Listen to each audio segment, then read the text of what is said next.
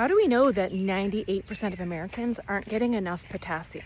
Or that 96% of Americans aren't getting enough vitamin E? Or 72% aren't getting enough vitamin K? Dietary insufficiency is simply evaluated by comparing a person's dietary intake of that nutrient to their estimated average requirement, noting that the estimated average requirement is lower than the recommended dietary intake or the daily value.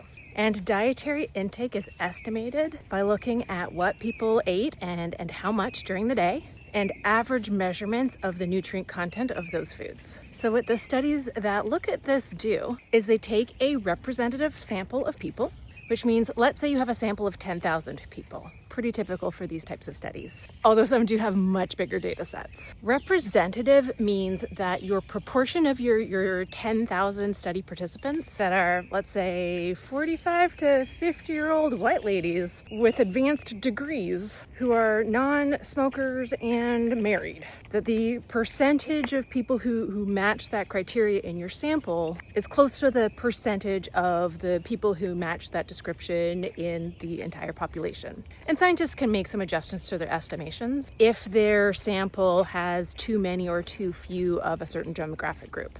And then what's typical is to look at dietary recalls.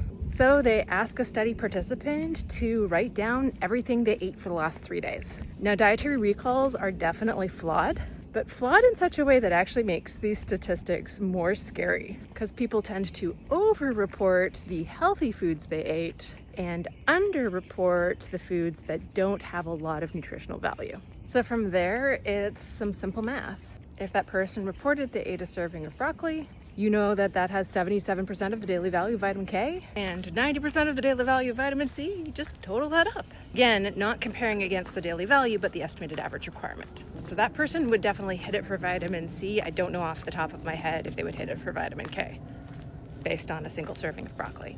And then average the result across study participants. And then from there, you can make your estimation of what percentage of the population are falling short of meeting their dietary requirements of essential nutrients. And then you do some cool statistical analysis that calculates the probability that the 10,000 people you have in your study are not just 10,000 people who hate all of the potassium-rich foods. And of course, like everything in science, we never want to just look at one study. We want to look at what the scientific field as a whole tells us.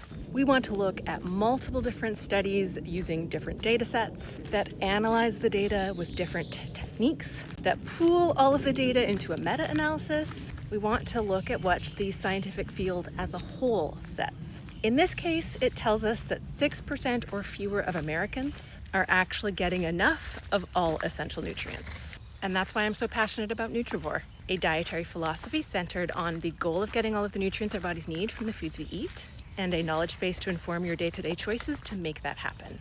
And if you're interested in learning more, I recommend grabbing a copy of my book, Nutrivore, and signing up for my free weekly newsletter. You can do that at nutrivore.com/join.